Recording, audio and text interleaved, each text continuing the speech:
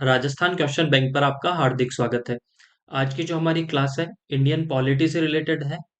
और ये जो क्लासेस है इसके अंदर हमने प्रियम्बल प्रस्तावना से जितने भी प्रीवियस ईयर के उनमें क्वेश्चन पूछे गए हैं, चाहे वो आपके किसी भी पब्लिक सर्विस कमीशन में हो, चाहे वो आरएसएसएमबी में हो से पूछा गया हो, चाहे आरपीएससी चाहे यूपीएससी, वो सारे हमने इसमें इंक्लूड किए हैं। आइए स्टार्ट करते हैं। देखिएगा ये सारी की सारी आपके अब क्या लिखा गया है, सारी की सारी आपको यहाँ पे प्रस्तावना दे रखी है एज इट इज। आपसे क्या पूछा गया है इस क्वेश्चन में, पूरा पढ़ लीजिएगा आप। आपसे क्या पूछा गया है कि ये जो हमने इस संविधान को अंगीकृत, अधिनियमित और आत्मार्पित कब किया था, कौन सी डेट को किया था, तो आपको पता है कि वो कब किया था हमने 26 नवंबर 1949 को। जबकि संविधान लागू कब हुआ था, तो संविधान अगर लागू पूछ लिया जाए कि संविधान कब लागू हुआ था, तो संविधान लागू तो हमारा 26 जनवरी 1950 से हुआ था।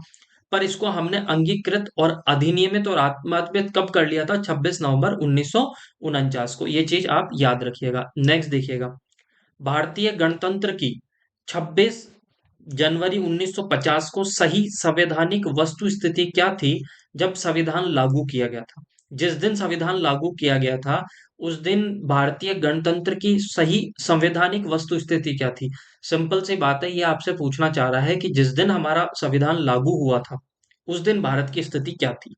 अब देखिएगा, इसमें लिखा हुआ है ऑप्शन ए में लोकतंत्रात्मक गणतंत्र, संपूर्ण प्रभुत्व संपन्न, धर्मनिरपेक्ष, लोकतांत्रिक गणराज्य, संपूर्ण प्रभुत्व संपन्न लोकतांत्रिक गणराज्य, संपूर्ण प्रभुत्व संपन्न समाजवादी धर्मनिरपेक्ष लोकतांत्रिक गणराज्य।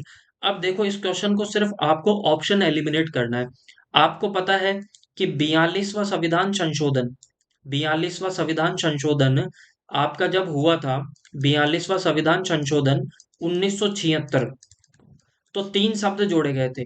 पहला शब्द आपका क्या जोड़ा गया था, जो प्रथम आपका शब्द जोड़ा गया था वो जोड़ा गया था समाजवादी। क्या जोड़ा गया था, एक तो जोड़ा गया था समाजवादी, एक जोड़ा गया था आपका पंथ निरपेक्ष, पंथ निरपेक्ष। एक शब्द आपके क्या जोड़ा गया था, एक शब्द जोड़ा गया था आपका अखंडता, एक शब्द जोड़ा गया था अखंडता। अब इसने क्या पूछ रहा है, ये कब जोड़ा गया था, 1976 में। ये पूछ रहा है आपके कि 26 जनवरी 1950 को स्थिति क्या थी। तो देखो एक बात बताओ, जब ये तीनों शब्द जोड़े गए थे कब, 1976 में, तो जिस जिस भी ऑप्शन में इन तीनों में से शब्द वो जो लिया गया होगा वो तो गलत होगा। तो देखो यहाँ पे संपूर्ण प्रभुत्व संपन्न धर्मनिरपेक्ष का मतलब होता है पंथ निरपेक्ष, जबकि पंथ निरपेक्ष तो आपको 26 जनवरी 1950 को था ही नहीं, तो ये ऑप्शन तो एलिमिनेट हो जाएगा। ठीक है। अब दूसरा देखो, संपूर्ण प्रभुत्व संपन्न समाजवादी, यहाँ पे फिर से धर्मनिरपेक्ष आ गया। धर्मनिरपेक्ष तो कब जोड़ा गया था, 1976 में 42वें संविधान संशोधन के द्वारा, तो ये ऑप्शन भी आपका एलिमिनेट हो गया। अब यहाँ पे देखो क्या लिख रखा है, लोकतंत्रात्मक गणतंत्र और संपूर्ण प्रभुत्व संपन्न लोकतांत्रिक गणराज्य। तो ऑप्शन नंबर 3 सही होगा, क्योंकि ऊपर वाले में यहाँ पे संपूर्ण प्रभुत्व संपन्न तो लिखा ही नहीं है, तो ये ऑप्शन भी आपका एलिमिनेट हो गया। तो इस तरीके से हम देख सकते हैं। नेक्स्ट देखिएगा, 26 जनवरी 1950 को भारत की वास्तविक सांविधिक स्थिति क्या थी, भारत की वास्तविक और सांविधिक स्थिति क्या थी। देखो, लोकतांत्रिक गणराज्य, संपूर्ण प्रभुत्व संपन्न लोकतांत्रिक गणराज्य, संपूर्ण प्रभुत्व संपन्न पंथ निरपेक्ष, पंथ निरपेक्ष। देखो पंथ निरपेक्ष तो 1976 में जोड़ा गया था, तो ये तो गलत है आपका। संपूर्ण प्रभुत्व संपन्न समाजवादी दे दिया इसमें, पंथ निरपेक्ष भी दे दिया, ये दोनों 1976 में जोड़े थे, तो ये भी आपका गलत हो जाएगा। अब देखो यहाँ पे एक ऊपर दे क्या दे रखा है, लोकतांत्रिक गणराज्य, तो ये तो यहाँ पे ऑप्शन इसलिए एलिमिनेट हो रहा है। हालांकि लोकतांत्रिक गणराज्य था पर संपूर्ण प्रभुत्व संपन्न भी तो था, तो ये आपके ये स्थिति थी आपके कब, 26 जनवरी 1950 को। नेक्स्ट देखिएगा, भारत के संविधान के निर्माताओं का मत निम्नलिखित में से किसमें प्रतिबिंबित होता है। तो एक ऑप्शन दिया गया है उद्देशिका में, मूल अधिकार में, राज्य के नीति निर्देशक तत्व में, और आपका मूल कर्तव्य में। देखो प्रियम्बल का मतलब क्या होता है, एक तरीके से इंट्रोडक्शन, किसी का क्या देना, आपको इंट्रो देना, मतलब उसके बारे में बताना। तो क्या है आपकी जो, अगर कोई संविधान है तो संविधान का प्रतिबिंब किसके अंदर देखा जा सकता है, तो वो देखा जा सकता है उद्देशिका। जो आपका प्रियम्बल है, जो आपके उद्देशिका है, वो क्या है, एक संविधान का प्रतिबिंब है। आपके मोटे मोटे तौर पर आपको बता देगा कि ये संविधान के अंदर संविधान निर्माताओं की मंशा क्या थी। तो एक तरीके से प्रतिबिंब का कार्य कौन करता है, वो आपका उद्देश्य का। तो ये तीनों ऑप्शन आपके गलत हो जाएंगे, उद्देश्य का आपके सही हो जाएगा। नेक्स्ट देखिएगा, भारत के संविधान की प्रस्तावना में कितने प्रकार के न्याय, कितने प्रकार के न्याय, अच्छा क्वेश्चन है, इंपॉर्टेंट मानिएगा। कितने प्रकार के न्याय, तो कितने प्रकार के न्याय की बात की गई थी, तीन प्रकार के न्याय की बात की गई थी। कौन से तीन प्रकार के न्याय, कौन कौन से थे? पहला न्याय किसकी बात की थी? सामाजिक न्याय, सामाजिक, आर्थिक और राजनीतिक। सामाजिक, आर्थिक और राजनीतिक। ठीक है, ये तीन प्रकार के न्याय की बात की गई थी प्रस्तावना के अंदर। सामाजिक न्याय होना चाहिए, आर्थिक न्याय होना चाहिए और राजनीतिक न्याय होना चाहिए। तो कितने न्याय की बात की गई थी? तीन न्याय की। तो तीन न्याय ऑप्शन में ए, यहाँ पे तीन दे रखा है, यहाँ पे एक, ये दो और ये पांच, तो ये तो गलत हो गया आपके ऐसे।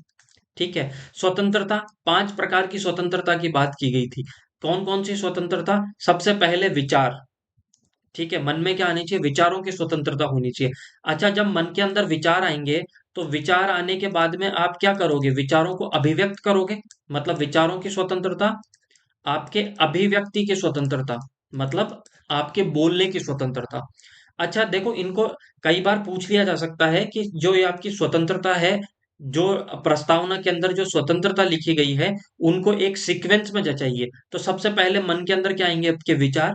अच्छा, विचार आएंगे तो उनको आप क्या करोगे? अभिव्यक्त करोगे। सबसे पहले तो दिमाग में विचार ही तो आएगा, विचार आएगा तो आप क्या करोगे? अभिव्यक्त करोगे। अच्छा, जब आप उसे अभिव्यक्त करोगे, तो लोगों को आप पे क्या होगा? आपकी बातों पे विश्वास। ठीक है। अच्छा, जब लोग विश्वास करने लग जाते हैं, तो उसी को लोग क्या मान लेते हैं? धर्म। और उसके क्या होने लग जाती है? उपासना। तो याद रखना, ये पांच प्रकार के, ठीक है, ये क्या, ये पांच प्रकार की किसकी बात की गई है? स्वतंत्रता की बात की गई है। समानता कितने प्रकार की? दो प्रकार की। कौन सी समानता? एक तो प्रतिष्ठा की और एक अवसर की। ठीक है, और एक प्रकार का भातृत्व है। तो ये आपको याद रह जाएगा इतने तरीके से। ठीक है, तो कितने प्रकार की समानता की बात की गई थी? तो ऑप्शन नंबर आपके ये सही हो जाएगा, ऑप्शन नंबर ए। हो सकता है क्लास थोड़ी सी बोरिंग लग रही हो आपको। तीन प्रकार के न्याय, पांच प्रकार की स्वतंत्रता, प्रकार की समानता और एक प्रकार का भातृत्व की आपकी बात की गई थी। नेक्स्ट देखिएगा, भारतीय संविधान की प्रस्तावना के सिलसिले में निम्नलिखित में से कौन सा क्रम सही है? कौन सा क्रम सही है? तो देखिएगा, भारत की प्रस्तावना में सबसे पहला शब्द क्या जोड़ा गया है? हम भारत के लोग भारत को संपूर्ण प्रभुत्व संपन्न। तो जो संपूर्ण प्रभुत्व संपन्न है ना, उसे क्या बोला जाता है? उसे और क्या बोल सकते हैं हम? सार्वभौमिक सत्ता संपन्न। तो सबसे पहले तो यह आएगा, हाँ या ना? ठीक है, सार्वभौमिक सत्ता संपन्न। पर अब देखो यहाँ पे दिक्कत क्या है? दिक्कत यहाँ पे जनवादी दे रखा है। जनवादी हमारे जनवादी हमारे किसी भी संविधान, सॉरी, हमारे प्रस्तावना में कहीं पर भी नहीं लिखा हुआ। ठीक है, जनवादी कहाँ से है? जनवादी जो शब्द है, वो आपके चाइना के प्रियम्बल में लिखा हुआ है। ठीक है, तो ये सारे के सारे उस साल जो ऑप्शन आए थे, वो सारे के सारे क्या थे? गलत थे। ये गलती से टाइप हो गया है, इसमें से कोई भी ऑप्शन आपका सही नहीं था। और किस वजह से सही नहीं था? क्योंकि इसने एक शब्द दे दिया था, जनवादी। जनवादी तो चाइना के कॉन्स्टिट्यूशन से लिया गया शब्द है। हमारे कॉन्स्टिट्यूशन, हमारे संविधान में कहीं पे भी ये चीज नहीं लिखी गई है। नेक्स्ट देखिएगा, भारतीय संविधान की प्रस्तावना में भारत को किस रूप में घोषित किया गया है? भारत को किस रूप में घोषित किया गया है? देखिएगा, एक सार्वभौमिक प्रजातांत्रिक गणतंत्र, एक समाजवादी प्रजातांत्रिक गणतंत्र, एक सार्वभौमिक समाजवादी पंथ निरपेक्ष प्रजातंत्र, या इनमें से कोई नहीं। तो ऑप्शन नंबर आपका थर्ड करेक्ट हो जाएगा, सार्वभौमिक समाजवादी धर्मनिरपेक्ष प्रजातांत्रिक गणतंत्र। ये चीज आपको याद रह जाएगी। देखिएगा नेक्स्ट, निम्न शब्दों पर विचार कीजिए। कौन कौन सा?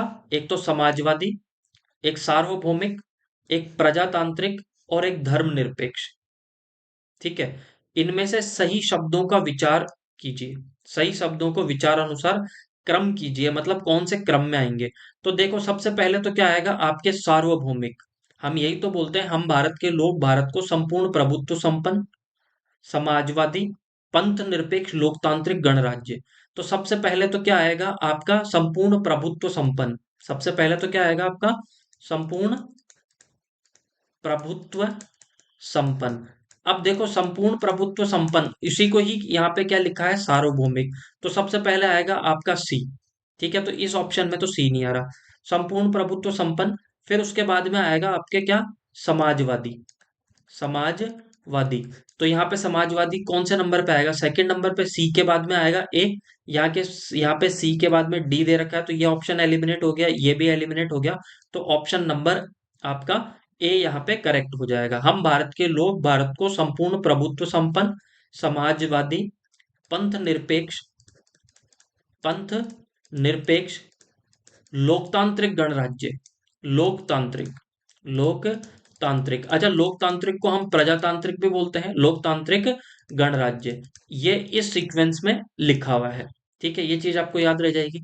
नेक्स्ट देखिएगा, भारतीय संविधान की प्रस्तावना में समाजवादी शब्द किस संशोधन के तहत जोड़ा गया है। तो अभी हमने पढ़ा था, स्टार्टिंग में मैंने बताया था कि 42वां जो संविधान संशोधन है, 42वां जो आपका संविधान संशोधन है, उस 42वें संविधान संशोधन के तहत आपके तीन शब्द जोड़े गए थे। एक शब्द तो कौन सा था आपका, वो था पंथ निरपेक्ष। कौन सा, पंथ निरपेक्ष। ठीक है, एक शब्द क्या जोड़ा गया था, एक शब्द जोड़ा गया था आपके समाजवादी, समाजवादी। और एक शब्द जोड़ा गया था आपके कौन सा, अखंडता, अखंडता। ठीक है, तो एक तो आपका पंथ निरपेक्ष सेक्युलर, एक समाजवादी सोशलिस्ट, और अखंडता यूनिटी। ये तीन शब्द आपके 42वें संविधान संशोधन 1976 के द्वारा जोड़े गए थे। तो अब यहाँ पे क्या पूछा है कि भारतीय प्रस्तावना में समाजवादी शब्द किस संशोधन के तहत जोड़ा गया है, तो 42वें संविधान संशोधन 1976 के द्वारा। अब देखिएगा नेक्स्ट, निम्नांकित में से 42वें संविधान संशोधन के माध्यम से भारत के संविधान की प्रस्तावना में जोड़ा गया था, क्या क्या जोड़ा गया था, तो अभी हमने पढ़ा कि समाजवाद और पंथ निरपेक्ष इसमें जोड़ा गया था। ठीक है, याद रह जाएगा। नेक्स्ट देखिएगा, भारतीय संविधान की प्रस्तावना में धर्मनिरपेक्ष, धर्मनिरपेक्ष अभी अभी मैंने बताया कि धर्मनिरपेक्ष बोल दो या आप पंथ निरपेक्ष बोल दो, बात एक ही है। तो पंथ निरपेक्ष और समाजवादी ये दोनों शब्द किसके द्वारा जोड़े गए थे, आपके 42वें संविधान संशोधन 1976 के द्वारा। फिर नेक्स्ट देखिएगा, निम्नलिखित में से भारत को धर्मनिरपेक्ष राज्य वर्णित करता है, कि भारत को धर्मनिरपेक्ष राज्य कौन वर्णित करता है, मौलिक अधिकार, संविधान की प्रस्तावना, नवीं अनुसूची और राज्य के नीति निर्देशक तत्व। तो कौन भारत को धर्मनिरपेक्ष राज्य वर्णित करता है कि भारत एक पंथ निरपेक्ष राज्य है, तो वो कौन बताता है, संविधान की प्रस्तावना। अच्छा, अगर आपसे ये पूछ लिया जाए, अगर आपसे ये पूछ लिया जाए कि प्रस्तावना क्या है, तो जो पंडित जवाहरलाल नेहरू ने उद्देश्य का प्रस्ताव प्रस्तुत किया था, बाद में उसी को एज इट इज क्या मान लिया गया था, आपके प्रस्तावना मान लिया गया था। तो जो संविधान की उद्देशिका है, जो संविधान की उद्देशिका है, संविधान की उद्देशिका है, ठीक है, संविधान की जो उद्देशिका है वही बाद में क्या बन गई थी, हमारे प्रस्तावना बन गई थी, एज इट इज प्रस्तावना, पहली चीज। तो अगर कभी यह पूछ लिया जाए कि संविधान की जो उद्देशिका है इसको कब प्रस्तुत किया गया था, कब प्रस्तुत किया गया था, तो यह कब किया गया था, आपके 13 दिसंबर 1946 को, 13 दिसंबर 1946 को इसको क्या किया गया था, प्रस्तुत किया गया था, प्रस्तुत। ठीक है, परंतु इसे स्वीकार कब किया गया था, तो इसे स्वीकार किया गया था 22 जनवरी 1947 को। अच्छा, किसने प्रस्तुत किया था, तो पंडित जवाहरलाल नेहरू, पंडित जवाहरलाल नेहरू, जवाहरलाल नेहरू, ये चीज आपको याद रह जाएगी। ठीक है, ये सारी चीजें हमें याद होनी चाहिए। फिर नेक्स्ट देखिएगा, निम्नलिखित शब्दों में से कौन सा शब्द 1975 में भारतीय संविधान की प्रस्तावना में सम्मिलित नहीं था, कौन सा ऐसा शब्द था जो भारतीय की 1975 में भारत की की प्रस्तावना में सम्मिलित नहीं था, बंधुत्व, समानता, संप्रभुता और अखंडता। तो कौन सा शब्द नहीं था, अखंडता, क्योंकि हमने पंथ निरपेक्ष, समाजवादी और अखंडता ये शब्द तो 42वें संविधान संशोधन 1976 के द्वारा जोड़े हैं, तो 1975 में तो ये प्रस्तुति कैसे होगा।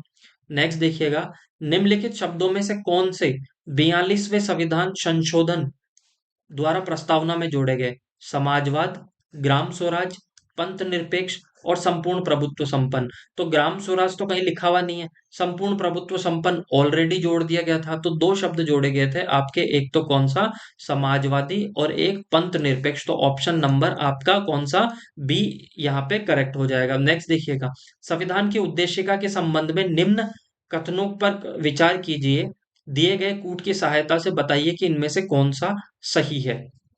पंडित जवाहरलाल नेहरू द्वारा ऑब्जेक्टिव प्रस्ताव अंतोगत्वा उद्देशिका बना था, बिल्कुल ये सही है।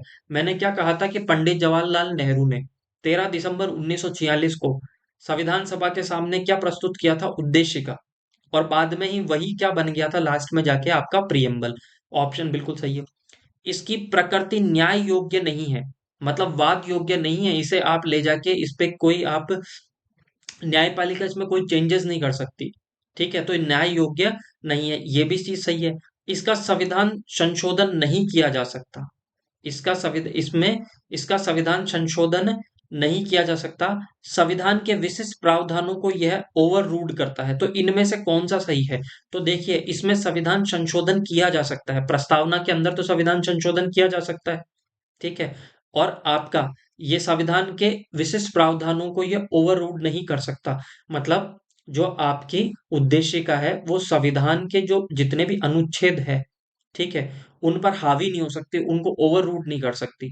तो ऑप्शन नंबर एक, दो और यहाँ पे चार, यहाँ पे सही होगा। ठीक है, नेक्स्ट देखिएगा, संविधान की प्रस्तावना का विधिक स्वरूप क्या है, मतलब इसका लीगल रूप क्या है। यह लागू किया जा सकता है, यह लागू नहीं किया जा सकता, विशेष परिस्थितियों में लागू किया जा सकता है, उपरोक्त में से कोई नहीं। तो याद रखिएगा प्रियम्बल के बारे में, आप याद रखिएगा कि प्रियम्बल लागू नहीं किया जा सकता। ठीक है, इसे लागू नहीं किया जा सकता। इसका संविधान संशोधन किया जा सकता है, न्यायालय द्वारा इसके अंदर परिवर्तन नहीं किया जा सकता, पर संविधान संशोधन भी इसमें उतना ही हो सकता है जिससे कि इसका मूल ढांचा के अंदर कोई भी परिवर्तन ना हो। नेक्स्ट देखिएगा, भारतीय संविधान की उद्देशिका में संशोधन किया गया था, तो कब किया गया था, यह 42वें संविधान संशोधन। अब बार बार हम पढ़ रहे हैं 42वां संविधान संशोधन, कॉन्स्टिट्यूशनल अमेंडमेंट 1976। नेक्स्ट देखिएगा, समाजवादी शब्द उद्देशिका में जोड़ा गया था, समाजवादी शब्द उद्देशिका में कब जोड़ा गया था, 42वें संविधान संशोधन 1976 के द्वारा। नेक्स्ट, भारतीय संविधान की प्रस्तावना में समाजवादी शब्द कब जोड़ा गया था, बार बार यही क्वेश्चन यहीं से रिपीट होते हैं। तो कब जोड़ा गया था, 42वें संविधान संशोधन 1976 में। फिर देखिएगा नेक्स्ट, 26 नवंबर 1949 को अंगीकृत भारतीय संविधान की प्रस्तावना में शब्द सम्मिलित नहीं थे, कौन से शब्द सम्मिलित नहीं थे, तो अभी बार बार हम पढ़ रहे हैं, एक तो समाजवादी नहीं था, एक अखंडता नहीं था, और एक पंथ निरपेक्ष। ये तीनों ही शब्द कब जोड़े गए थे, 42वें संविधान संशोधन 1976 के द्वारा। तो क्या सही हो जाएगा, एक, दो, तीन ऑप्शन। नेक्स्ट देखिएगा, भारतीय संविधान की प्रस्तावना में पंथ निरपेक्ष शब्द जोड़ा गया था, पंथ निरपेक्ष शब्द कब जोड़ा गया था, तो ये जोड़ा गया था 42वें संविधान संशोधन 1976 में। ठीक है, नेक्स्ट देखिएगा आप, भारत के संविधान के आमुख का लक्ष्य उसके नागरिकों के लिए सुनिश्चित करना है, क्या सुनिश्चित करना है, देखिएगा, सामाजिक तथा आर्थिक न्याय, विचार तथा अभिव्यक्ति की स्वतंत्रता, अवसर की समानता, और व्यक्ति की प्रतिष्ठा। तो ऑप सारे के सारे ही आपके क्या हो जाएंगे, सही हो जाएंगे। भाई जो आपका ये है कि भारत के संविधान है, भारत का जो संविधान है उसका लक्ष्य क्या है, तो भारत के संविधान का लक्ष्य यही तो है कि लोगों को सामाजिक न्याय मिले, आर्थिक न्याय मिले, इक्वल अपॉर्चुनिटी मिले, अवसर की समानता मिले, विचारों की अभिव्यक्ति की स्वतंत्रता मिले, व्यक्ति की प्रतिष्ठा मिले। ये सारी की सारी ही तो प्रियम्बल हम, सॉरी, कॉन्स्टिट्यूशन हमें प्रोवाइड कराता है। तो ऑप्शन नंबर डी आपका करेक्ट हो जाएगा। नेक्स्ट, नीचे दो कथन दिए गए हैं, जिनमें से एक कथन ए तथा दूसरे को कारण कहा गया है। पहला क्या है कथन, भारत एक संपूर्ण प्रभुत्व संपन्न समाजवादी धर्मनिरपेक्ष लोकतांत्रिक गणराज्य है। इसका मतलब कथन तो आपका सही है, कथन तो आपका सही है। ठीक है, ए तो आपका सही है, यहाँ पे ए को गलत बता रखा है। ठीक है, ए को यहाँ पे गलत बता रखा है, तो ये तो आपका गलत हो जाएगा। ठीक है। फिर दूसरा, इसे 42वें संविधान संशोधन 1976 द्वारा संपूर्ण प्रभुत्व संपन्न लोकतांत्रिक गणराज्य के स्थान पर प्रतिस्थापित किया गया है। तो ए और आर दोनों ही सही है, और ए आर की सही व्याख्या है। तो ऑप्शन नंबर आपका ए यहाँ पे क्या हो जाएगा, करेक्ट हो जाएगा। ठीक है। नेक्स्ट देखिएगा, भारत में लौकिक सार्वभौमिकता है। भारत में लौकिक सार्वभौमिकता है क्योंकि संविधान की प्रस्तावना आरंभ होती है। लौकिक सार्वभौमिकता का मतलब क्या होता है? लौकिक सार्वभौमिकता का मतलब होता है जिसके अंदर सत्ता किसके हाथों में हो, जनता के हाथों में हो, उसका मतलब होता है लौकिक सार्वभौमिकता। तो यहाँ पे प्रजातांत्रिक भारत शब्दों से, जनता के जनतंत्र शब्दों से, जनता के लोकतंत्र शब्दों से, और हम भारत के लोगों से। एक बात बताइए, इसमें इतना सोचने की जरूरत नहीं थी, क्योंकि संविधान की स्टार्टिंग ही होती है हम भारत के लोग, भारत को संपूर्ण प्रभुत्व। तो हम भारत के लोग से प्रस्तावना की स्टार्टिंग होती है, तो ऑप्शन नंबर डी आपका करेक्ट हो जाएगा। अगर आपसे ये पूछा जाए कि ये जो प्रस्तावना शब्द है, ये जो प्रस्तावना के अंदर जो ये दिए गए हैं, ये लाइन दी गई है हम भारत के लोग, हम भारत के लोग, ये कहाँ से लिया गया है, हम भारत के लोग? तो ये कहाँ से लिया गया है? तो ये हमने लिया है अमेरिका से, यूएसए से। ठीक है, ये याद रखना। नेक्स्ट, हम भारत के लोग शब्दों का प्रयोग भारतीय संविधान में कहाँ किया गया है? नीति निर्देशक तत्वों में, मौलिक अधिकार में, नागरिकता में, या संविधान की प्रस्तावना में? तो संविधान की प्रस्तावना में। सभी व्यक्ति पूर्णतः और समान रूप से मानव है, यह सिद्धांत जाना जाता है। सार्वभौमिकता, समष्टिवाद, समाजवाद और अंतःक्रियावाद। तो इसे किस नाम से जाना जाता है? इसे किस नाम से जाना जाता है? तो इसे जाना जाता है, आपके किस नाम से जाना जाता है? सार्वभौमिकता के नाम से इसे जाना जाता है। नेक्स्ट, भारत के संदर्भ में निम्न में से कौन धर्मनिरपेक्ष शब्द का सही भाव व्यक्त करता है? भारत में अनेक धर्म हैं, भारत में अनेक धर्म हैं, भारत को धार्मिक स्वतंत्रता प्राप्त है, धर्मानुपालन व्यक्ति की इच्छा पर निर्भर है, भारत में राज्य का कोई धर्म नहीं है। तो देखिएगा, धर्मनिरपेक्ष और पंथ निरपेक्ष का मतलब क्या है? धर्मनिरपेक्ष और पंथ निरपेक्ष का है मतलब है कि भारत राज्य का कोई भी धर्म नहीं है। भारत राज्य मतलब भारत देश का तो खुद का तो कोई धर्म नहीं है। सारे धर्मों को ये क्या देता है? समानता देता है। यहाँ पे जितने भी धर्म हैं वो क्या है? सारे के सारे इक्वल हैं। धर्म के आधार पर किसी के साथ में कोई भेदभाव नहीं होता। यहाँ पे जो शासन है वो विधि का शासन है, धर्म का शासन नहीं है। और विधि के सामने सब लोग क्या हैं? समान हैं। तो इसका मतलब है भारत का राज्य का कोई धर्म नहीं है, सारे के सारे वहां पे धर्म क्या है? इक्वल है। निम्नलिखित में से कौन सा शब्द भारतीय संविधान की प्रस्तावना में उल्लेखित नहीं है? संप्रभुता, लोकतांत्र, पंथ निरपेक्ष और संघीय। तो कौन सा शब्द नहीं है प्रस्तावना के अंदर? संघीय शब्द नहीं है। संघीय शब्द जो यूनियन है, वो यूनियन आपको कहाँ देखने को मिलता है? यूनियन आपको देखने को मिलता है प्रियम्बल, प्रस्तावना में। कहाँ पे? प्रस्तावना में। ये चीज आज याद रह जाएगी आपको। नेक्स्ट देखिएगा, निम्नलिखित में से कौन सा शब्द भारत के संविधान की उद्देशिका में नहीं है? एक तो समाजवादी, पंथ निरपेक्ष, प्रभुत्व संपन्न और लोक कल्याणकारी। तो इसमें से कौन सा नहीं है आपके? लोक कल्याणकारी, ये उद्देशिका में नहीं है। नेक्स्ट देखिएगा, भारतीय संविधान की प्रस्तावना में निम्नलिखित में से किस स्वतंत्रता का वर्णन नहीं है? विचारों की स्वतंत्रता, विचार प्रकट करने की स्वतंत्रता, विश्वास की स्वतंत्रता और आर्थिक स्वतंत्रता। तो भारत की प्रस्तावना में किसकी बात नहीं की गई है? कौन सी स्वतंत्रता नहीं है? आर्थिक स्वतंत्रता। ये तो हमने कहा था ना कि विचारों की स्वतंत्रता है, आपको अभिव्यक्ति की स्वतंत्रता है, विश्वास की स्वतंत्रता है, धर्म की स्वतंत्रता है, उपासना की स्वतंत्रता है। तो 5 प्रकार की स्वतंत्रता है। 5 प्रकार की क्या है? स्वतंत्रता है। 5 प्रकार की स्वतंत्रता है, उसमें से क्या नहीं है? तो आर्थिक स्वतंत्रता नहीं है। फिर देखिएगा, निम्नलिखित में से कौन भारतीय संविधान की प्रस्तावना में उल्लेखित नहीं है? सामाजिक न्याय, आर्थिक न्याय, राजनीतिक न्याय और धार्मिक न्याय। तो कौन सा न्याय की बात नहीं की गई है? आपके ऑप्शन नंबर डी, धार्मिक न्याय की बात नहीं की गई है। 3 प्रकार के न्याय। तो कई बार क्या होता है, आपको क्वेश्चन को तीनों को क्या एक सीक्वेंस में जचा लेता है। तो इनका सीक्वेंस क्या होगा? सबसे पहले हमें कौन सा न्याय मिलना चाहिए? तो सामाजिक न्याय, सामाजिक न्याय। फिर उसके बाद में सामाजिक न्याय, आर्थिक न्याय, आर्थिक न्याय, और फिर राजनीतिक। तो इनको एक सीक्वेंस में याद रखिएगा। ठीक है, 3 प्रकार के न्याय की बात की गई है। संविधान की प्रस्तावना के बारे में कौन सा कथन सही है? समाजवादी धर्मनिरपेक्ष शब्द 1950 में संविधान के अंग नहीं थे। ठीक है, इसमें से अंग नहीं थे, तो यही आपका सही है, क्योंकि समाजवादी, पंथ निरपेक्ष या धर्म निरपेक्ष 1950 में संविधान के अंग नहीं थे। ये कब अंग बने थे? ये बने थे आपके 42वें संविधान संशोधन 1976 में। भारतीय संविधान का कौन सा भाग संविधान की आत्मा कहा गया है? तो किसको कहा गया है? मूल अधिकारों को, राज्य के नीति निर्देशक तत्व को, उद्देशिका को, संवैधानिक उपचारों के अधिकार को।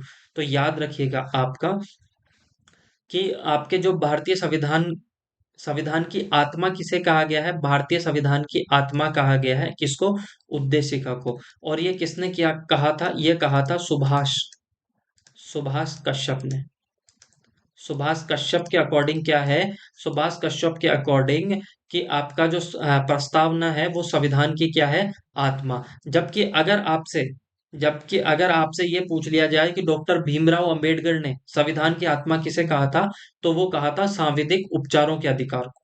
सांविधिक उपचारों के अधिकारों को डॉक्टर भीमराव अंबेडकर ने क्या कहा था? आपके संविधान की आत्मा। नेक्स्ट देखिएगा, निम्नलिखित में से किसने भारतीय संविधान की प्रस्तावना को हमारे संप्रभु प्रजातांत्रिक गणतंत्र की जन्म कुंडली कहा है?